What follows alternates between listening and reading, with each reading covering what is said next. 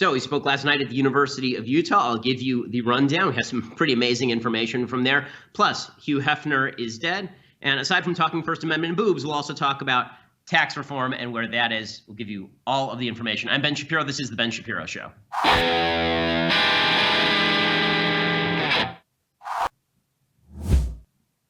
Okay, so I want to start by talking about Hugh Hefner because Hugh Hefner's death is apparently a deep cultural moment. The obituaries are just endless. The Times ran a 300 about a guy who's mostly famous for putting boobs in a magazine, which is pretty incredible, who lived the life of a Saudi oil sheik, but occasionally published John Updike and Norman Mailer, and therefore, I guess, his entire life was just roses and nothing but. We'll get to all of that. And as you may have noticed, I don't abide by this rule that when someone dies, we have to pretend they were awesome. So I'm going to talk about the good, the bad, and the ugly, and what Hugh Hefner meant to culture and what we should take away from that. But first, I want to say thank you to our sponsors over at Wink. So does the current news cycle make you want to drink heavily? If so, Wink is the place to go. Their wine is just terrific. People around the office have tried their wine. They say that it's just wonderful. But what makes Wink special is that if you don't know anything about wine, if you're an ignoramus like I am and you don't know whether you're drinking turpentine or wine or Manischewitz, doesn't really matter to you, but you have to go to a dinner party and don't want to look like a fool, you go to Wink. They have an algorithm, and you tell them what you're about to eat, what your tastes are, and they'll recommend the best bottle of wine, and they will send it directly to you. So now you know, and you don't look foolish, and the wine is terrific. So go over and check it out. Right now, Wink is offering listeners $20 off your first order when you go to trywink.com/Ben. That's trywink.com/Ben. It's spelled WINC.com. And again, you take that brief palate profile quiz, and they will recommend distinct, interesting wines customized to your palate to be shipped directly to your door every month. And right now, Wink is offering listeners $20 off your first order when you go to trywink.com/Ben. Go and check it out. It is awesome. Everybody at the office uses it, and they say that the wine is just terrific. Okay, so I was going to begin with Trumponomics, but it's more fun to talk about Hugh Hefner, right? I mean, this is why Hugh Hefner is a cultural figure, because we have to pretend that Hugh Hefner was a forward-thinking genius of the culture instead of basically a purveyor of pornography. Now, none of this is to say that he doesn't have a First Amendment right to push his pornography. I mean, he did have a First Amendment right to push his pornography, although I think there actually is a fairly decent argument under the First Amendment that the First Amendment was not supposed to cover obscenity. Like, I don't think that John Adams and James Madison were sitting around in 1789 thinking to themselves, you know what we really need to protect? Hugh Hefner with the money shot. That's what we need to protect, right? What Robert Bork argues in his book talking about the First Amendment is that the First Amendment was essentially enshrined to protect political speech. That was the goal. But let's assume that we're going to take a libertarian position on the First Amendment. Better that government should not regulate any of this than that government should regulate the wrong stuff. So let's say that all this stuff is protected. Now the question becomes, was Hugh Hefner's business good for the world, or was it kind of bad for the world? So what I've seen a lot of in the obits today is focus on the stuff that is not Hugh Hefner's core business, right? I've seen a lot of focus on the fact that he supported civil rights, which is great, terrific. You know who else supported civil rights? Rosa Parks. You know what she didn't do? Pose nude, right? So this idea that Hugh Hefner is somehow culturally important because of civil rights is not the case, okay? Let's be real about this. Hugh Hefner is famous because he was an old perv. Okay, he was a perv from the time that he was young, and he was a perv when he was super old and became a parody of himself. He didn't become a different human. He wasn't different at 30 than he was at 91. He's the exact same person. He never changed, and that's why it was so ridiculous watching him try to live the life of a 30-year-old swinging bachelor when he was 91 and somebody had to milk his prostate for him. The whole thing is ridiculous. So the New York Times runs this glowing obit of Hugh Hefner. I did look it up. I was trying to figure out whether they had granted more time to Hugh Hefner or Ronald Reagan. They did grant more time to Ronald Reagan, so good for the New York Times on that. They granted more time to Hugh Hefner than William F. Buckley, which I think is sort of telling about where the Times stands on this. But here's what they write. And this is, I don't even have to give you indicators like this. I'll just read you this glowing profile of Hugh Hefner, apparently one of the greatest human beings to have ever walked the earth. It goes Moses, Jesus, Hugh Hefner. So here's Hugh Hefner. Hugh Hefner, who created Playboy magazine and spun it into a media and entertainment industry giant, all the while as its very public avatar, squiring attractive young women and sometimes marrying them well into his 80s, died on Wednesday at his home, the Playboy Mansion in Los Angeles. He was 91. Okay, let's imagine for a second that Donald Trump, God forbid, had died before he became president of the United States. His obituary would read very much like this from the New York Times. Right? Donald Trump, a man famous for squiring around young women and sometimes marrying them. But now the New York Times doesn't like Donald Trump because Donald Trump's a political figure, right, on the right, and therefore he's an evil, vile man with women. Evil and vile, do you understand? Now, I think that Hugh Hefner was pretty vile with women. I think that Trump's history is not particularly great with women. I'm pretty consistent on this stuff. But it is amazing how the politics shifts how people view people's treatment of women. I'm old enough to remember when feminists thought Hugh Hefner was gross. But now he's sort of a hero, right? Hugh Hefner's great. He liberated us from the constraint of our own sexual puritanism. First of all, the arrogance and self-aggrandizement of the 1960s generation, feeling that they are the first to discover that it feels good when you put a penis in a vagina, is just incredible to me. Like, I'm sorry, people have known this since forever. Okay, this is how evolution built humans and animals. Like, there's nothing new here. And treating it as though there was some sort of grand movement forward because Hugh Hefner put boobs that men like in magazines and then slapped a John Updike article between the boobs. Like, this is always the joke about Playboy, right? He'd put these kind of highfalutin essays in the middle of money shots of 18-year-old girls. And then it was like, ooh, isn't he a sophisticate? Isn't he a sophisticate now? Wouldn't he have been more of a sophisticate if he just, I don't know, published John Updike? Like, maybe the only way he thought he could get people to read Updike was to put it between the boobs, but I'm pretty sure that the main point of Playboy was the boobs and not the John Updike. And he was just trying to facilitate his own fame and reputation for being a sophisticate by publishing highfalutin essays. There's no difference between Playboy and Hustler magazine except for the essays and this bizarre cultural impression that Hugh Hefner was somehow a force for tremendous good, while Larry Flynt is just a smut purveyor. Anyway, here's what the New York Times continues to write. Before I get to, I want to say that you want to watch how America has evolved. Don't look at Hefner. Look at the feminist take on Hefner. So the feminist take on Hefner in the 1960s was that Hefner was somebody who was helping to objectify women, which was 100% true. And then the feminist take became, he's empowering women. He's giving women the opportunity to do what exactly? Disrobe in front of men if they see fit. And this is empowering. Okay, like women always had that power because men have lizard brain and we like naked women. I mean, like, I don't understand why this is like a very difficult concept. And then it turned into, no, he's a cultural hero because he empowered women. Okay, really, if you think that it is empowering to women to publish nude photos of them, maybe the woman wants it. But as a general, it may be empowering to that individual woman in that sense, I suppose. But is it empowering to women all over the United States that men are looking at lots of pictures of naked women? If you think that's the case, I would recommend you talk to a man one time, like this many times. And if you do, you will recognize that men who watch pornography are not on the side, typically, of being more empowered toward women. Okay, that's just not the way that this works. Men who have respect for women don't tend to revel in pornography. Okay, because again, there is something at odds with seeing something as a human being and seeing someone as an actual object worthy of genuine affection, love, and respect. Anyway, the endless obituary continues. Hefner, the man, and the Playboy, the brand, were inseparable. Both advertised themselves as emblems of the sexual revolution, an escape from American priggishness and wider social intolerance. Both were derided over the years as vulgar, as adolescent, as exploitative, and finally as anachronistic. All of those criticisms are true, but Mr. Hefner was a stunning success from the moment he emerged in the early 1950s. His timing was perfect. Don't you understand? He was slapping those Puritans right in the face. A note about those sexual Puritans of the 1940s. They had more babies than any generation in American history. They knew what sex was.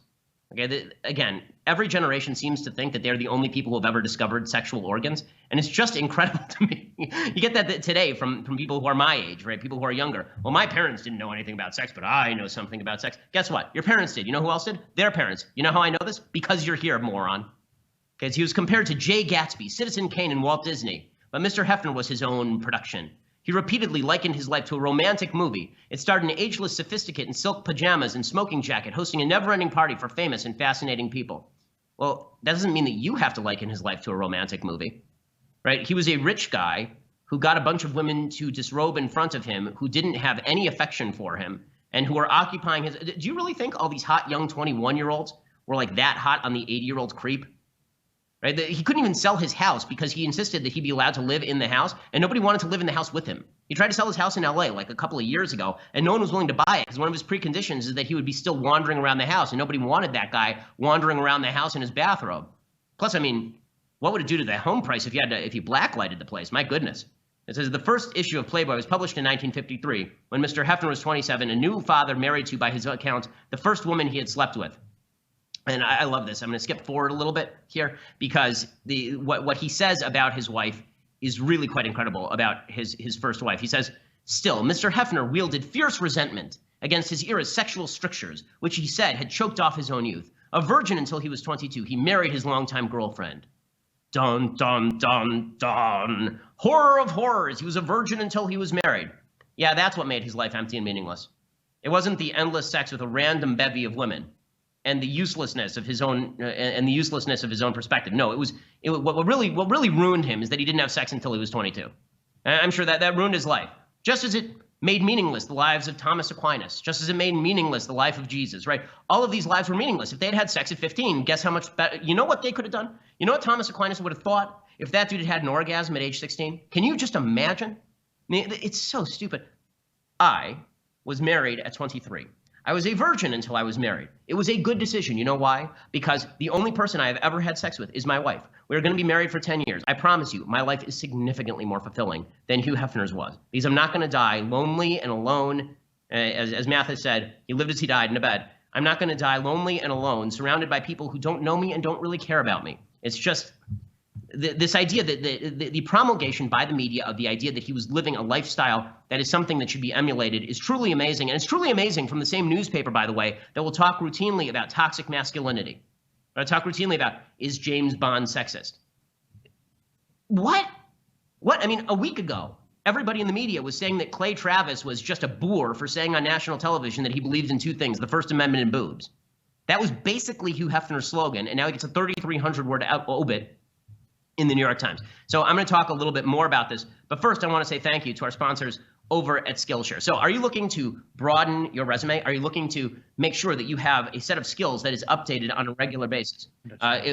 It's important that you check out Skillshare. But you know what? First, I'm actually going to do Indochino. So we'll get to Skillshare later. So first, Indochino. So Indochino is the way to look good. Okay, if you actually want to look good, if you want to wear a great-looking suit, then you need to go and check out Indochino. They actually make custom-made suits just for you. They're making it easy to get a perfectly tailored suit at an incredible price. It's not something off the rack. You go into Macy's and then you buy a suit and it doesn't look that great because it hangs off of you. Instead, you're getting a suit that is tailored to you. They take your measurements. They can do it online, or you can go to one of their showrooms, and then they tailor it specifically for you from scratch. And you can make all your own alterations. Actually super cool. I have a blue suit that I love from Indochino. You can choose the style of lapel. You can choose the kind of button that you use.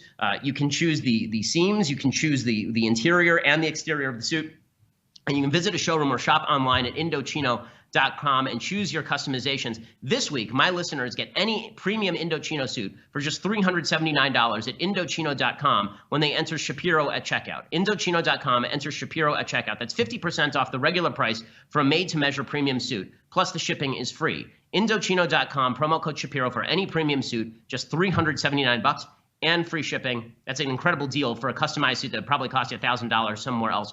Go and check it out, Indochino.com. Again, you go to their showroom. It's actually a fun process. Go check it out and use that promo code Shapiro to get a premium suit for $379. It also lets them know that we sent you. Okay, so back to Hefner. Now, none of this should be taken, again, as the idea that the government should be banning pornography or that the government should be involved in the process of doing this. The point I'm making is that the cultural celebration of vulgarization of the culture, the idea that this was somehow a broadening of the public mind, that society was made better by this.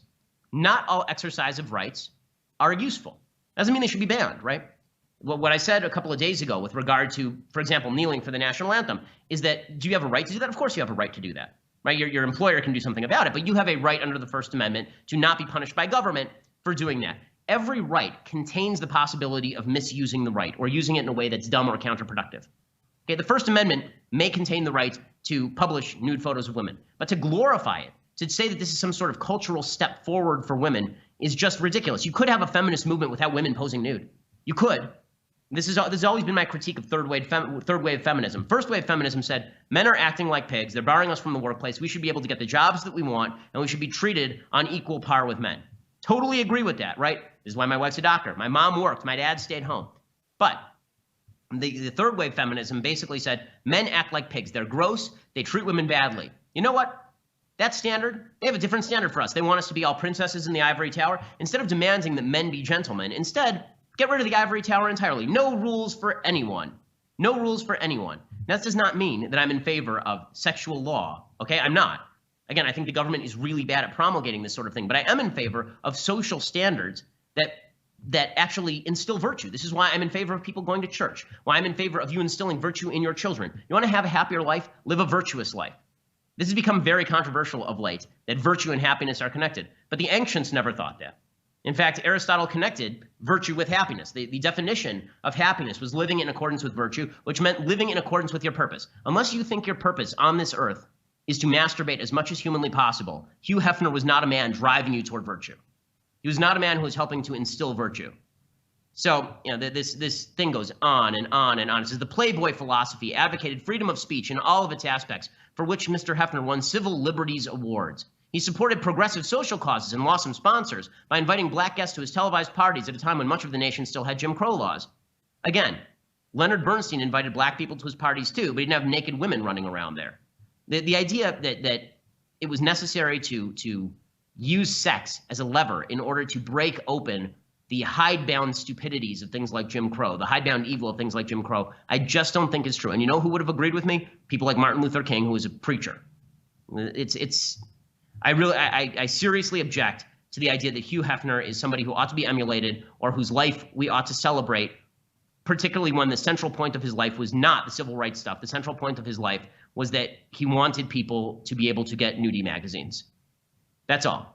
3,300 words on Hugh Hefner, 3,000 words on William F. Buckley, the founder of the modern conservative movement. Just amazing. Again, we as a society tend to think, it's true in politics too, that we have to swallow the chaff with the wheat. We can't have, if you want Republicans to or conservatives to be in the White House, then it has to come through Donald Trump. If you want to win the culture war, then you have to go along with the vulgarization of the culture. I don't think that's true.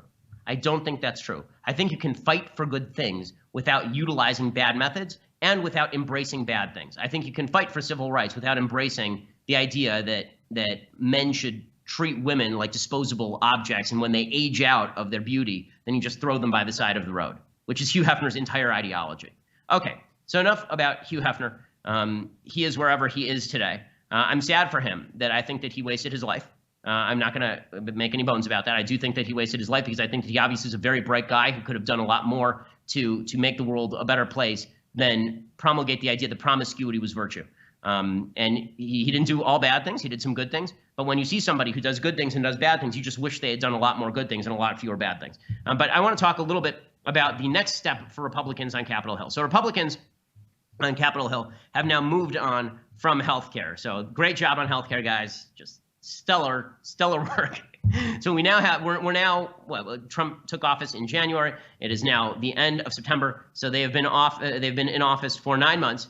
There is no wall. They've not revoked the Iran deal. President Trump is working hard on making sure that DACA is re-enshrined. They've not lowered the budget. They've not cut off funding for Planned Parenthood. And now we're going to move on to not passing tax reform. That, I guess, is the next item on the agenda. So Trump's tax reform that he is proposing increases taxes, apparently, on people who are in the upper tax bracket. Now, what's funny to me is all the people who are lamenting this today, like Trump didn't say this on the campaign trail. Trump said this repeatedly on the campaign trail. Trump said many times on the campaign trail that he would increase taxes on the rich. He did a famous Good Morning America spiel in which he said, taxes on people like me, they'll go up. Those taxes, they'll go up on people like me. I make enough money, right? Because this is his populist routine. It's popular. It's kind of dumb.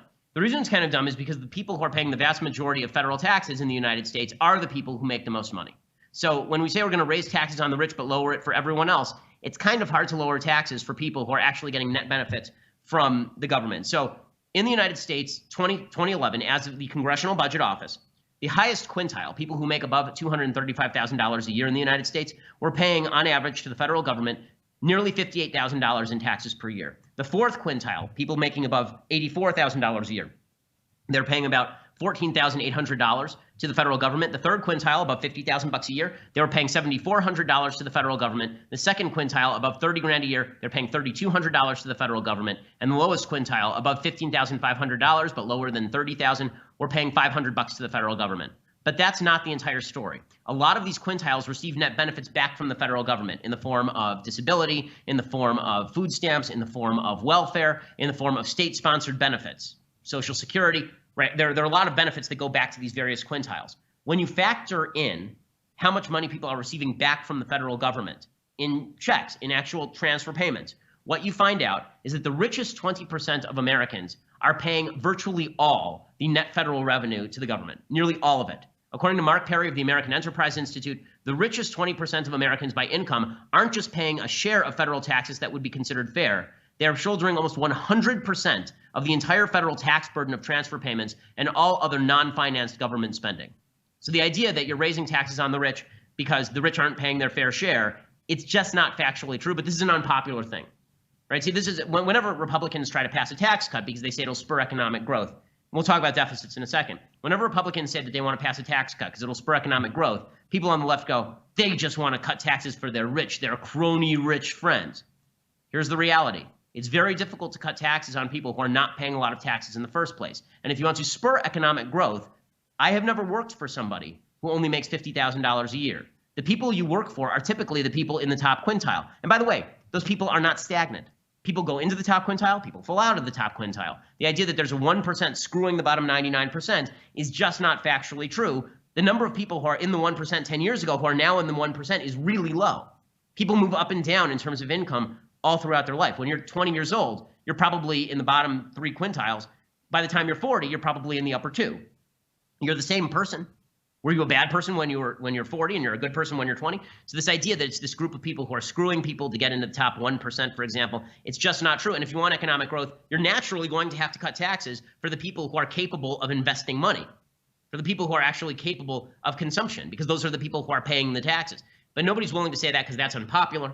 So instead, they say things like, we're going to cut taxes for the middle class and raise them on the wealthy, right? The people who actually pay the vast bulk of taxes. So that is what Trump is saying today, which is a betrayal of his conservative base, but it's not really a betrayal of what he was saying. And this was the problem with Trump all the way through, is that Trump, throughout his campaign, was sending mixed messages. I'll never raise taxes on the rich, but I might raise taxes on the rich guys. And you see this, even from his own administration, this pretty consistent message. So you'll see Ted Cruz, for example, talking about how we need a tax cut desperately. Here's Senator Cruz from Texas making exactly this point. If you want to see Reagan-era economic growth, if you want to see booming GDP, small businesses growing, you've got to have Reagan-style tax cuts, real tax cuts, not just deficit neutral, adjusting, emptying one bucket and filling another. You got to have a real tax cut on small businesses, on job producers, on working families. That's how we unleash the economy.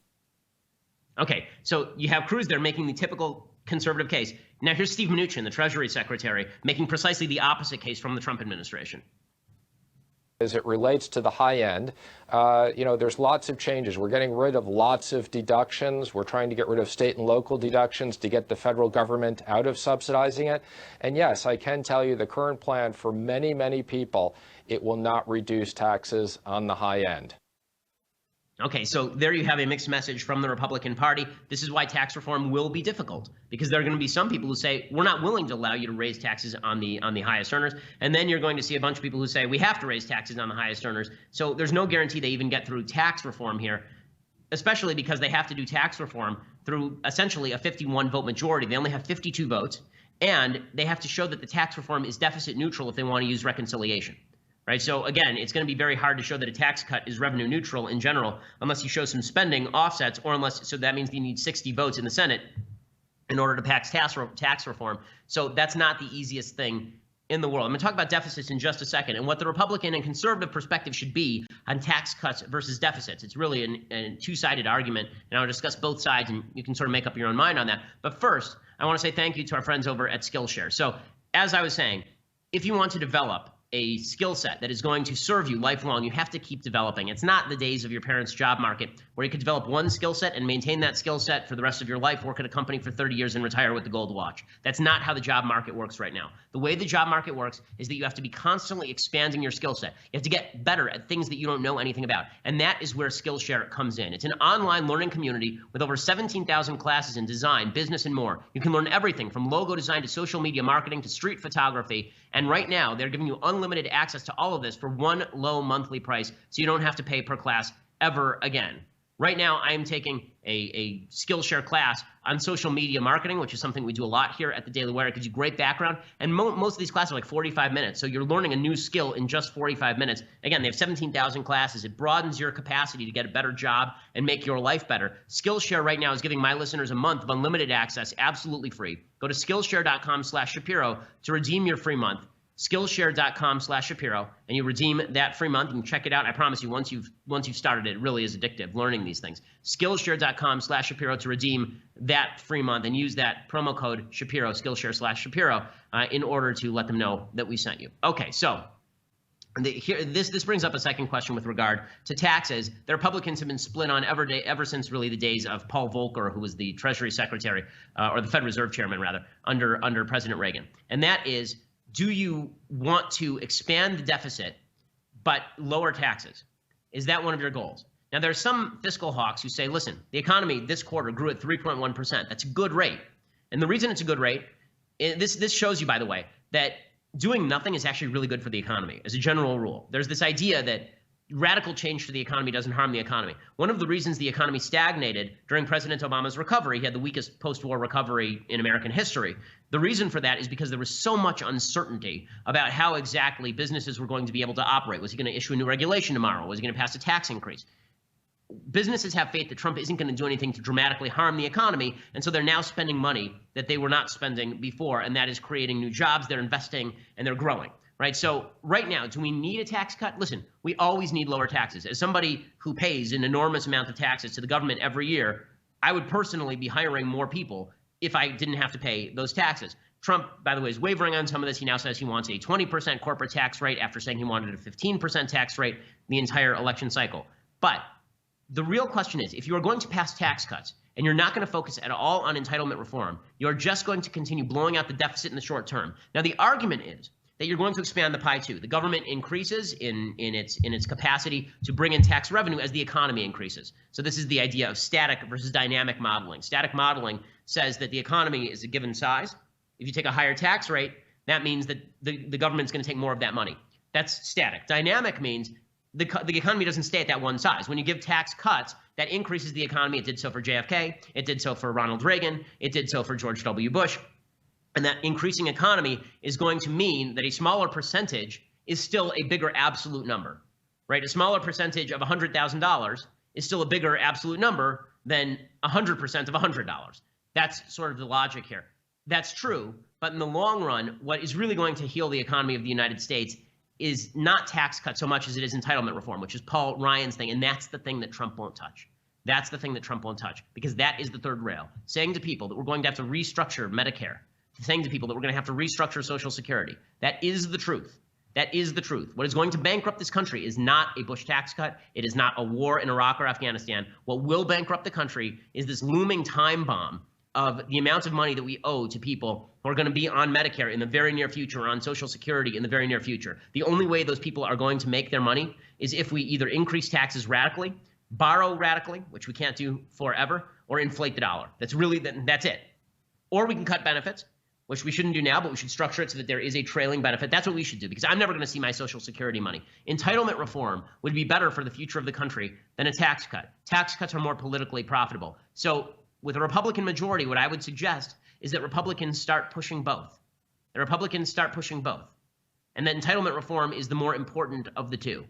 Do the Republicans have the guts to do that? I doubt it. They couldn't even pass tax reform. I mean, they can't. They didn't pass healthcare reform, which they've been campaigning on for 7 years. But that's the real looming time bomb in all of this. So what's interesting about this is, with all these divisions inside the Republican Party, some leadership would be really great right now. You know, President Trump saying, here's what I want, here's why I want it, make the case to the American people, take that bully pulpit that he's got, and go out and bully a little bit, right? Stop talking about the NFL so much and go out and start talking about, here's my plan, here's why it's good. Do the Ronald Reagan thing, take out a chart and show people how this works. But that's not what Trump is doing. That's not what Trump is doing. And that's a problem. I'm going to talk about that problem and how Republicans are reacting to that problem. I also want to talk about some more of the NFL fallout. But for all of that, you're going to have to go over to dailywire.com right now and subscribe. $9.99 a month gets you a subscription to dailywire.com. And then you can watch the rest of this show live on video. You can always listen live for free at iTunes or SoundCloud. But if you want to see the show, because it's a visual show, then go over to Daily Wire. You can see the rest of the show live. You can see Andrew Klavan's show live. That's starting in about an hour here. You're going to see Michael Knowles' show live, which is starting in about 3 hours here. All of these are great shows, and you should check them out. Plus, you get to be part of my mailbag. So you want all your life questions answered, you want your life made better, then on Friday, we'll do the mailbag, but you don't get your questions answered unless you give us money. So you're going to have to go over and subscribe. We are capitalists.